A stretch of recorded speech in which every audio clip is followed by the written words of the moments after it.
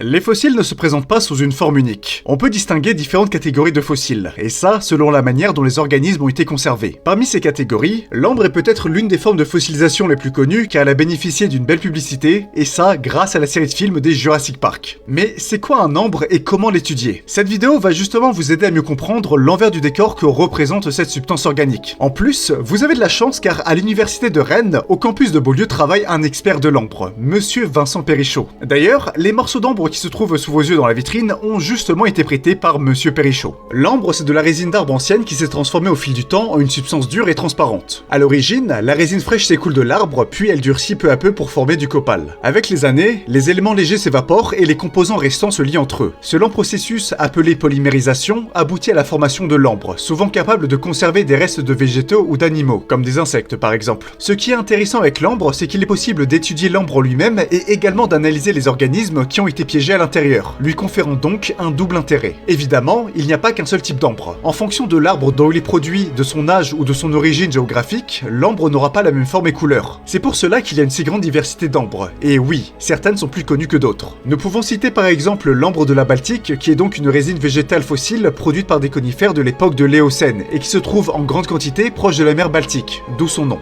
Une fois récolté, l'ambre va ensuite être travaillé. Commence alors la partie la plus délicate de l'étude. Il va falloir retravailler l'ambre, ce qui implique le plus souvent d'enlever la couche de gangue qui recouvre notre ambre. Pour cela, une machine à polir lapidaire va être utilisée. La machine à polir lapidaire est une meule rotative horizontale constituée d'un ou plusieurs disques tournants à vitesse réglable, d'un système d'arrosage continu et enfin de papier abrasif de grains de plus en plus fins. L'eau va permettre de réduire le frottement entre l'ambre et le papier abrasif, permettant de rendre le travail plus précis et léger. Bien sûr, il faut faire attention à ne pas se blesser avec le papier abrasif et faire attention à ne pas lâcher l'ambre durant le processus. Mais l'erreur étant humaine, un filtre est présent au niveau de l'évier pour pouvoir récupérer l'ambre au cas où il glisserait des mains. Enfin, il est possible d'effectuer un polissage final plus précis pour terminer les finitions. Une fois libéré de sa gangue, l'ambre se révèle à nous sous un nouveau jour et commence alors la dernière étape du travail, l'analyse. Il est possible d'observer directement les spécimens présents dans l'ambre grâce à une loupe binoculaire. Cependant, si on veut une observation plus précise, il va falloir utiliser des objets bien plus précis comme par exemple le focus stacking. Ce processus consiste à combiner plusieurs images dont le plan focal varie pour obtenir une image dotée d'une grande précision. De cette façon, il est possible de prendre des clichés d'une précision chirurgicale d'un organisme qui est toujours prisonnier de son ambre. Chaque fossile est unique, et c'est en les observant qu'il est possible de faire avancer la science. Bien que le mythe de Jurassic Park fasse rêver, l'ambre n'a malheureusement pas le pouvoir de faire revenir les dinosaures à la vie, et ça à cause de nombreuses limites, dont la principale étant que l'ADN ne se préserve pas au-delà de 2 millions d'années. Même si ce rêve est inatteignable, l'ambre reste l'un des points clés de la recherche en paléontologie, nous permettant d'en apprendre toujours plus sur des périodes qui nous sont maintenant si lointaines.